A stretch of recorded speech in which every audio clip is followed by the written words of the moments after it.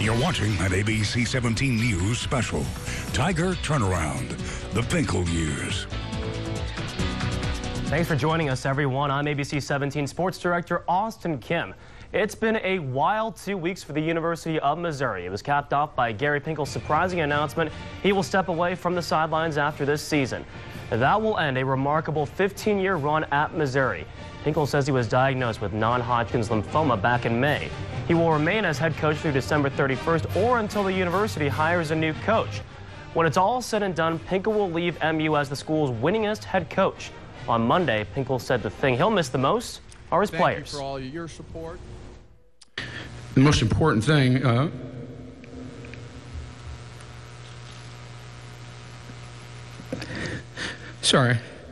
is my players. In Toledo and here at Mizzou. I'm going to miss that. I'm going to miss them. I'm going to miss their interaction, being around them, scolding them when I had to scold them, and hugging them and touching them every day. And that's what I'm going to miss the most. Well, speaking of his players, it's going to be more emotional than usual on Senior Day. Tomorrow night will mark the last home game for Coach Pinkel. ABC 17's Andrew Compton spoke with several current players this week. They all share their memories of Coach Pinkel, and they are also making one last request for Coach. Mizzou football coach Gary Pinkel has impacted lots of people throughout the Mizzou community, but none quite feel the connection like his players.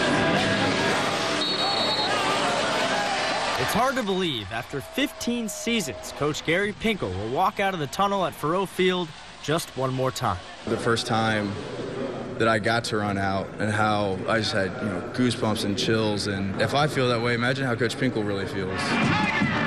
For some players, it still hasn't sunk in that Coach Pinkel won't be at Mizzou come next year. I was kind of trying to imagine what it would be like without Coach Pinkel, and you know what, I don't know. Because as good as Pinkel's been at the X's and O's, he's always been much more. He's just not a football coach, but he's a father figure for everybody here. Nothing you could have ever told me during a game or before a game or after a game, will ever amount to what he's taught me as it applies to life off the field. So now it's time for the players to, in a way, repay their beloved coach. When you have a family member, a father figure in your life that is dwindling down to his last game, you want to play as best as you possibly can. So we was fighting at first, but now things are more serious than it was at first, and we know we got to finish strong for Coach Pinkel now. Because senior night won't just be for the players. I mean, it's really his senior send-off. So now begs the question, will Pinkel join his players and take a rock off the M behind the north end zone?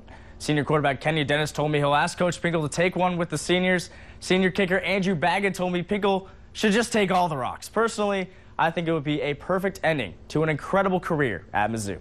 Austin. All right, thank you very much, Andrew. Here are some of Gary Pinkel's lesser-known accomplishments. He helped lead the Kent State Golden Flashes with Alabama head coach Nick Saban and NFL Hall of Famer Jack Lambert to the school's only conference title in 1972. Most notably, Pinkel has sent 32 players to the NFL, with 7 being selected in the first round. MU only sent 12 players to the first round in the previous 60 years.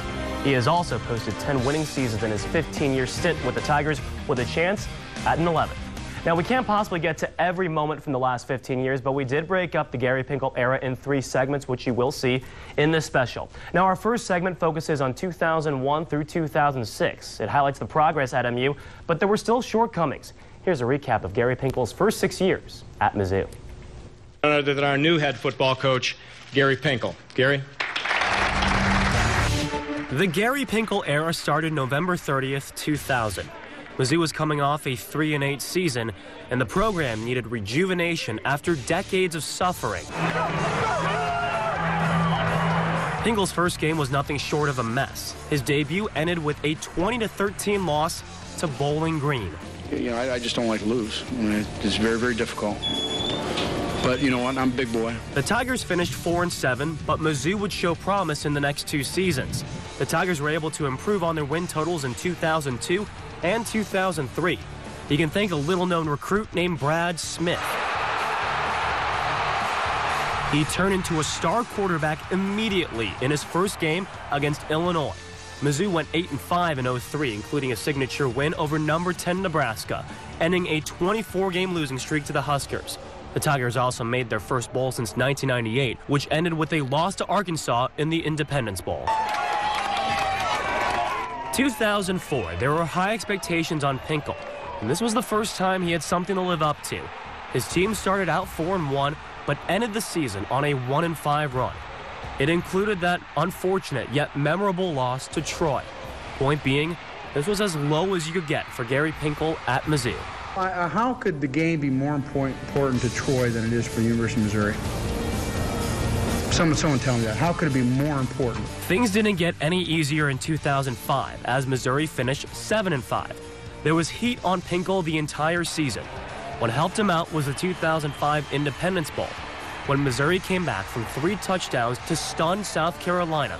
That bowl win took the pressure off the former Toledo man. First quarter, just trying to make too many plays when they weren't there, and just kind of got into a rhythm, got completions, and it starts with the quarterback in our offense, and I think that helped us out. I told the guys at halftime, I said, let's have the greatest comeback in Independence Bowl history.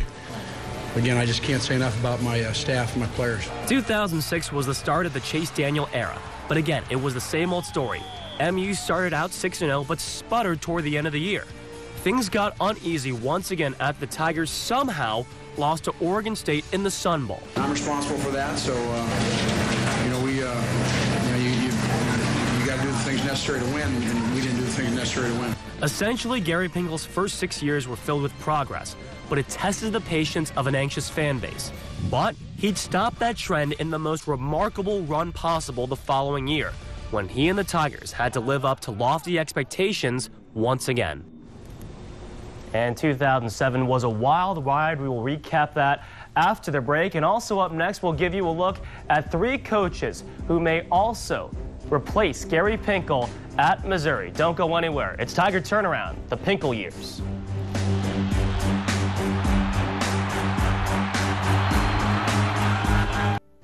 Well, it's hard to imagine Mizzou without Gary Pinkel, but that is the reality facing Missouri in the coming weeks.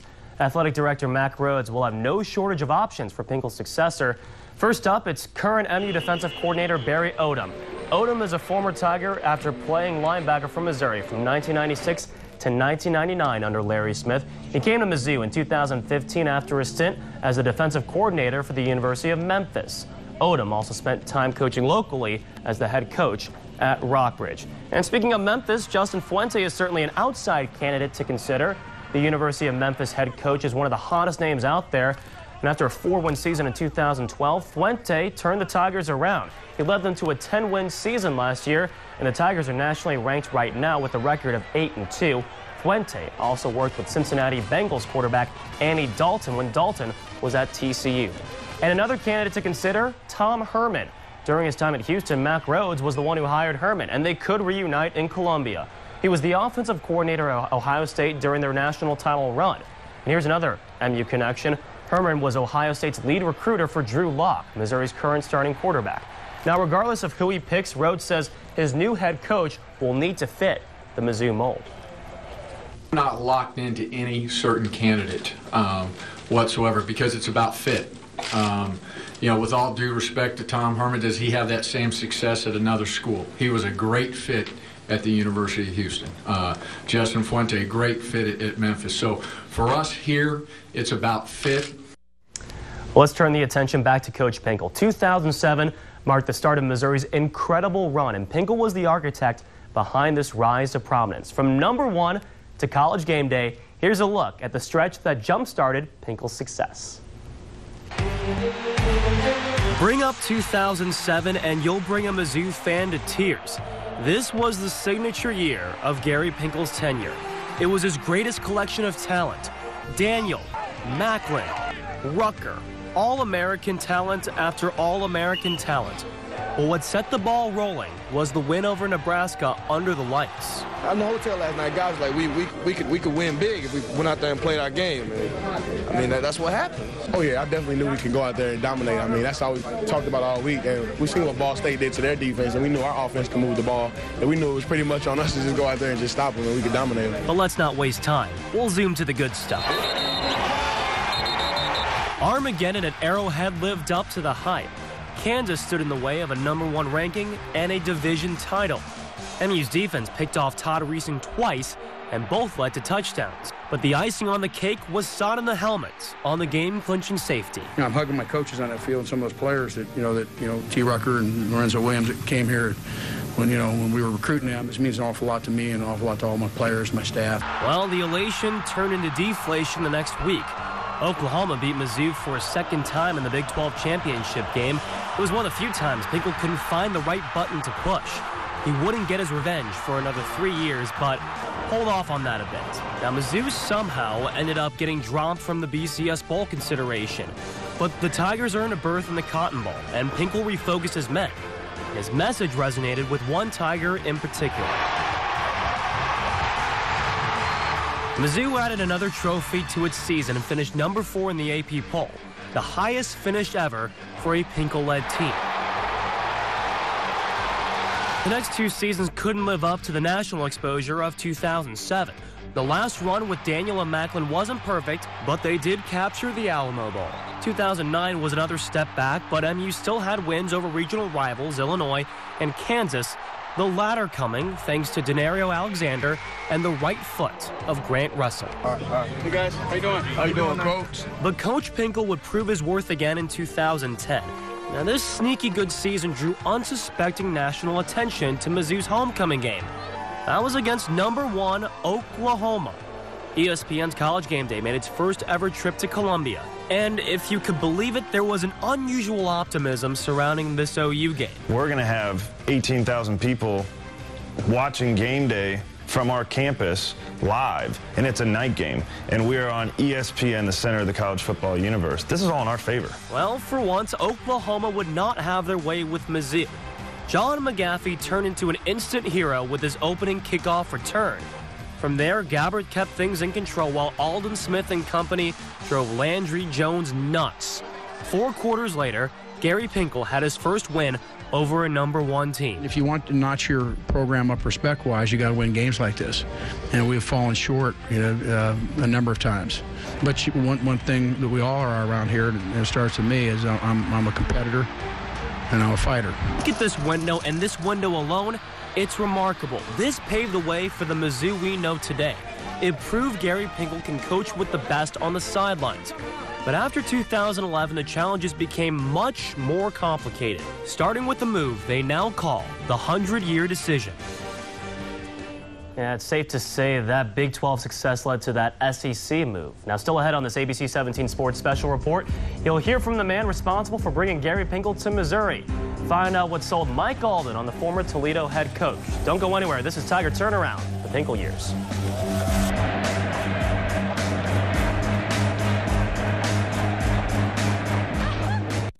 Now, before we get to our third and final segment, we'll bring in a special guest.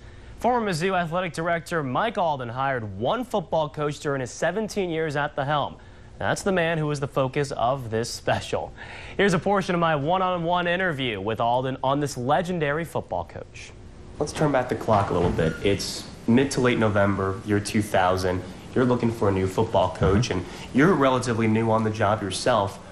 Why did you decide on Gary Pinkel, and when did you kind of realize that, hey, this is the guy that I want? Well, Austin, we've been tracking Gary Pinkel and others coaches for a while, right? So in our business, we usually try to keep an eye on coaches and how they're doing and what's taking place, and you always want to make sure that you're prepared for opportunities that could come around. And when that happened at Mizzou, he was one of the people that we really wanted to zero in on. And why was that? Well, certainly he'd been able to build a very solid and consistent program at Toledo.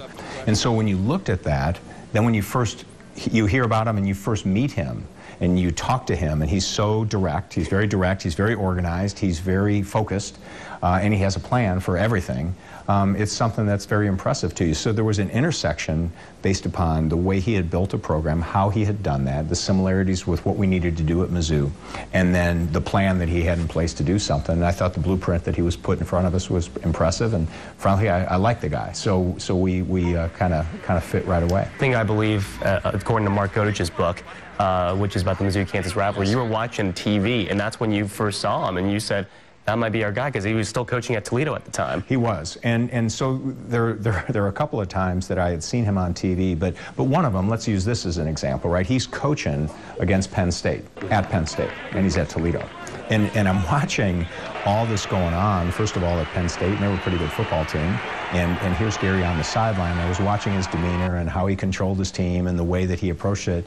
And I thought to myself, man, this is a kind of guy that really is impressive to me. You were talking off camera that he's loosened up a little bit. And what have you kind of seen from that development, that evolution of how he is as a person? He's evolved from the standpoint that he's allowed more people to be able to take a look at who he is, on the field or off the field or as a person, and been able to, I think, when in doing that, and he continues to grow as a person, it's allowed him to be able to loosen up a little bit and to be able to know that it's okay to be exposed more than just the head football coach. And I think that has done wonders for our football program. I think it's done wonders for our institution.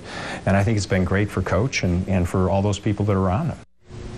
And we're going to hear more from Mike Alden coming up on Sports Zone this Sunday. He'll be our Sunday sit-down guest this week. Well, coming up, it's the SEC years, and this 4-year run may have challenged Gary Pinkel in ways no one could have imagined. That's coming up next.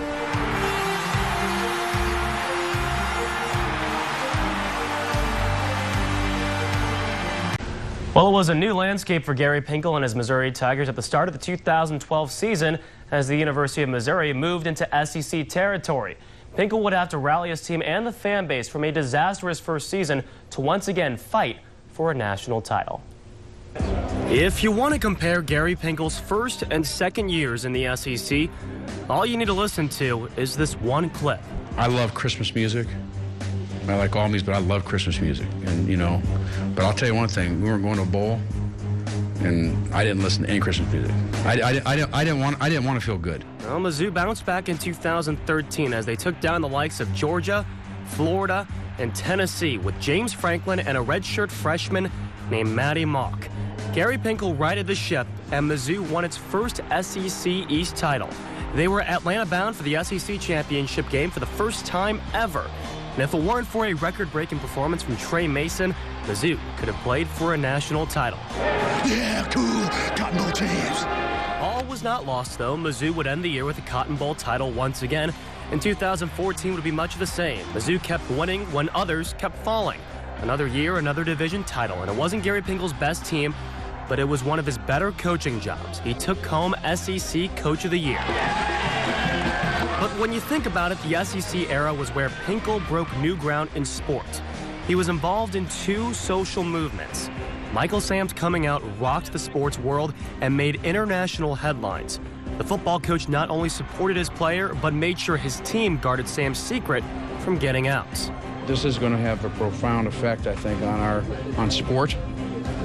Certainly initially, and hopefully it'll trickle down to everyone that, hey, we're all different. We got to respect people. Almost 2 years later, Mizzou football was in the headlines again. And we've never seen anything like this. Racial tensions heightened at Mizzou after campus protests. Even the football team threatened to boycott the game against BYU. Gary Pinkel didn't stand in the way, aligning with the players who forced out the Mizzou administration. Pinkel unintentionally was part of the wild week of news.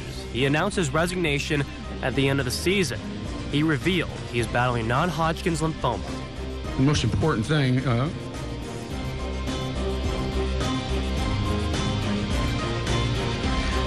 sorry.